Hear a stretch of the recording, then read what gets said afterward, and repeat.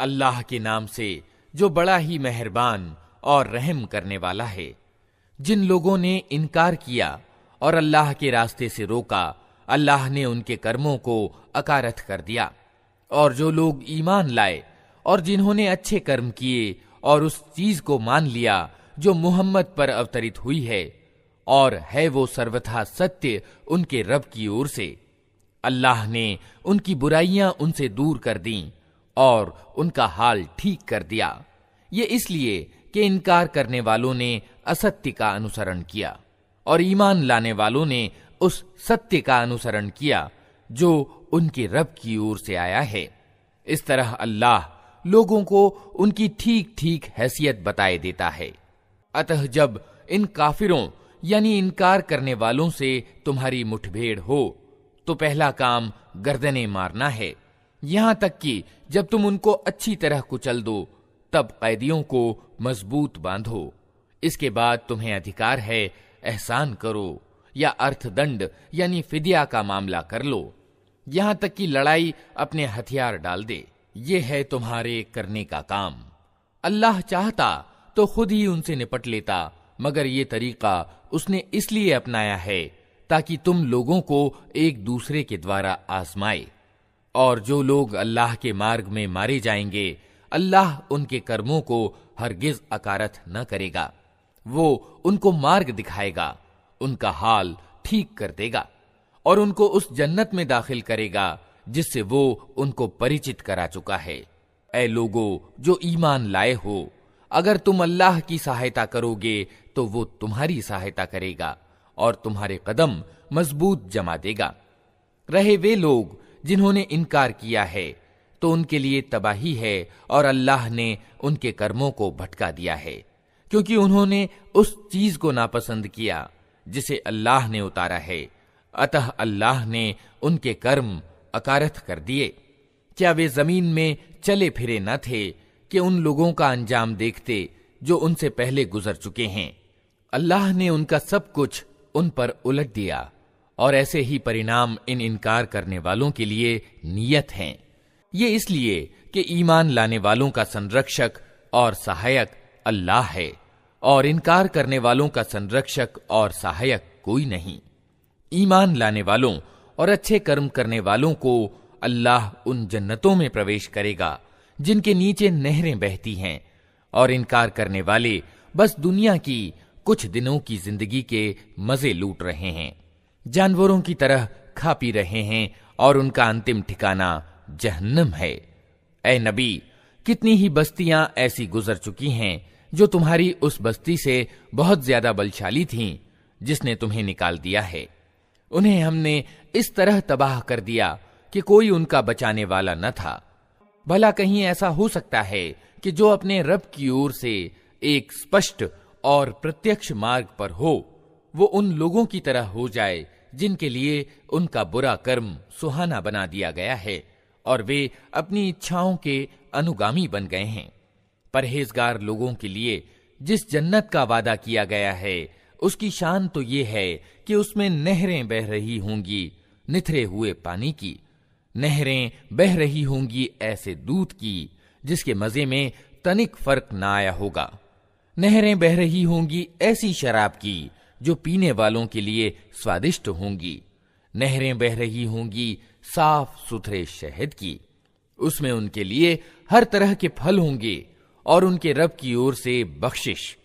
क्या वो व्यक्ति जिसके हिस्से में ये जन्नत आने वाली है उन लोगों की तरह हो सकता है जो जहन्नम में हमेशा रहेंगे और जिन्हें ऐसा गर्म पानी पिलाया जाएगा जो उनकी आंतें तक काट देगा?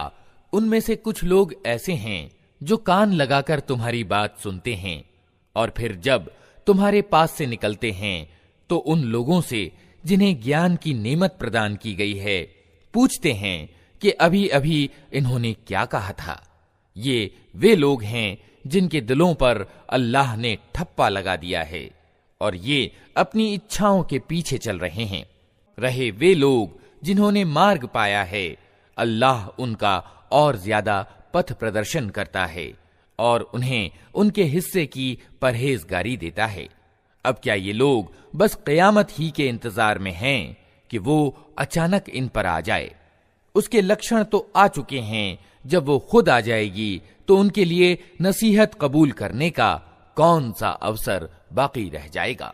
अतः ए नबी, खूब जान लो कि अल्लाह के सिवा कोई उपासना का पात्र नहीं है, और माफी मांगो अपने कसूर के लिए भी और ईमान वाले मर्दों और औरतों के लिए भी। अल्लाह तुम्हारी सरगर्मियों को भी जानता है और तुम्हारे ठिकाने से भी परिचित है। जो लोग ईमान लाए हैं वे कह रहे थे कि कोई सूरा क्यों नहीं उतारी जाती जिसमें युद्ध का आदेश दिया जाए, मगर जब एक पक्की सूरा उतार दी गई जिसमें युद्ध का उल्लेख था तो तुमने देखा कि जिनके दिलों में रोग था वे तुम्हारी ओर इस तरह देख रहे हैं जैसे किसी पर मौत छा गई हो। अफसोस उनके हाल पर। उनकी जबान पर है आज्ञा पालन की स्वीकारोक्ति और अच्छी अच्छी बातें, मगर जब दो टूक आदेश दे दिया गया उस समय वे अल्लाह से अपनी प्रतिज्ञा में सच्चे निकलते तो उन्हीं के लिए अच्छा था। अब क्या तुम लोगों से इसके सिवा कुछ और आशा की जा सकती है कि अगर तुम उल्टे मुंह फिर गए तो जमीन में फिर बिगाड़ पैदा करोगे और आपस में एक दूसरे के गले काटोगे। ये लोग हैं जिन पर अल्लाह ने लानत की और उनको अंधा और बहरा बना दिया। क्या उन लोगों ने कुरान पर विचार नहीं किया, या दिलों पर उनके ताले चढ़े हुए हैं? वास्तविकता ये है कि जो लोग सन्मार्ग स्पष्ट हो जाने के बाद उससे फिर गए, उनके लिए शैतान ने इस नीति को सरल बना दिया है और झूठी आशाओं का सिलसिला उनके लिए लंबा कर रखा है। इसीलिए उन्होंने अल्लाह के उतारे हुए धर्म को नापसंद करने वालों से कह दिया कि कुछ मामलों में हम तुम्हारी मानेंगे। अल्लाह उनकी ये गुप्त बातें खूब जानता है। फिर उस समय क्या हाल होगा जब फरिश्ते इनके प्राण निकालेंगे और इनके मुंह और पीठों पर मारते हुए इन्हें ले जाएंगे। ये इसीलिए तो होगा कि इन्होंने उस पद्धति का अनुपालन किया जो अल्लाह को नाराज करने वाली है और उसकी प्रसन्नता का मार्ग ग्रहण करना पसंद न किया। इसी कारण उसने इनके सब कर्म अकारथ कर दिए। क्या वे लोग जिनके दिलों में रोग है ये समझे बैठे हैं कि अल्लाह उनके दिलों के खोट प्रकट न करेगा? हम चाहें तो उन्हें तुमको आंखों से दिखा दें और उनके चेहरों से तुम उनको पहचान लो, मगर उनकी बातचीत के ढब से तो तुम उनको जान ही लोगे। अल्लाह तुम सबके कर्मों से खूब परिचित है। हम जरूर तुम लोगों को परीक्षा में डालेंगे ताकि तुम्हारी हालतों की जांच करें और देख लें कि तुम में मुजाहिद यानी जान तोड़ प्रयास करने वाले और मजबूती से जमे रहने वाले कौन हैं। जिन लोगों ने इनकार किया और अल्लाह के मार्ग से रोका और रसूल से झगड़ा किया जबकि उन पर सन्मार्ग स्पष्ट हो चुका था, वास्तव में वे अल्लाह का कोई नुकसान भी नहीं कर सकते, बल्कि अल्लाह ही उनका सब किया कराया बर्बाद कर देगा। ऐ लोगो जो ईमान लाए हो, तुम अल्लाह की आज्ञा मानो और रसूल की आज्ञा मानो और अपने कर्मों को बर्बाद न कर लो। इनकार करने वालों और अल्लाह के मार्ग से रोकने वालों और मरते समय तक इनकार यानी कुफ्र पर जमे रहने वालों को तो अल्लाह हरगिज माफ न करेगा। अतः तुम बोदे न बनो और सुलह के लिए निवेदन न करो। तुम ही प्रभावी रहने वाले हो। अल्लाह तुम्हारे साथ है और तुम्हारे कर्मों को वो हरगिज नष्ट न करेगा। ये दुनिया की जिंदगी तो एक खेल और तमाशा है। अगर तुम ईमान रखो और तकवा यानी धर्म परायणता की नीति पर चलते रहो तो अल्लाह तुम्हारे कर्मों का बदला तुमको देगा और वो तुम्हारे माल तुमसे न मांगेगा। अगर कहीं वो तुम्हारे माल तुमसे मांग ले और सब के सब तुमसे तलब कर ले तो तुम कंजूसी करोगे और वो तुम्हारे खोट उभार लाएगा। देखो, तुम लोगों को आमंत्रण दिया जा रहा है कि अल्लाह के मार्ग में माल खर्च करो। इस पर तुम में से कुछ लोग हैं जो कंजूसी कर रहे हैं। हालांकि जो कंजूसी करता है वो वास्तव में अपने आप ही से कंजूसी कर रहा है। अल्लाह तो धनी है, तुम ही उसके मोहताज हो। अगर तुम मुंह मोड़ोगे तो अल्लाह तुम्हारी जगह किसी दूसरी कौम को ले आएगा और वे तुम जैसे न होंगे।